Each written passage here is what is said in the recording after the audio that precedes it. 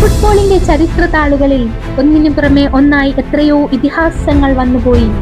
മറഡോണയും പലയും തൊട്ട മെസ്സിയും നെയ്മറും വരെ ആ മൈതാനങ്ങളെ വിസ്മയിപ്പിച്ചു.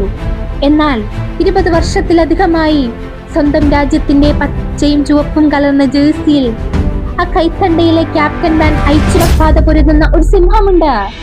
41-ാം വയസ്സിലും ആ ബൂട്ടുകൾ ചലിക്കുമ്പോൾ എതിരാളികളുടെ പ്രതിരോധ കോട്ടകൾ വിറക്കുന്നുണ്ടെങ്കിൽ ചോരയും വിയർപ്പും നൽകി അവൻ കെട്ടിപ്പടുത്ത സാമ്രാജ്യം അത്രമേൽ ശക്തമാണ്.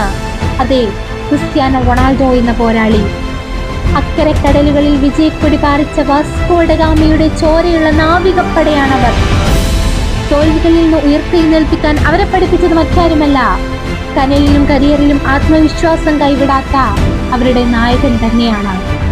വിമർശനങ്ങൾക്കും കുത്തുവാക്കുകൾക്കും മറുപടി നൽകാൻ പറങ്കിപ്പടക്ക് വാക്കുകൾ ആവശ്യമില്ല. പെയ്യുന്ന പേമാരിയിലും മുങ്ങിത്തായാതെ അവസാന വിസിൽ മുയങ്ങുന്നത് വരെ അവർ പോരാടും, ചോര തിളപ്പിച്ചു തന്നെ. വീണുപോയ വേദിയിൽ നിന്നും കണ്ണീരൊഴിക്കേണ്ടി വന്ന നിമിഷത്തിൽ നിന്നും ഒരു ഫിനിക്സ് പക്ഷിയെപ്പോലെ പോർച്ചുഗൽ ഇനിയും വരും. കാരണം ആ മാന്ത്രികന് ഇനി ഒരു ചരിത്രം കൂടി എഴുതി തീർക്കാനുണ്ട്.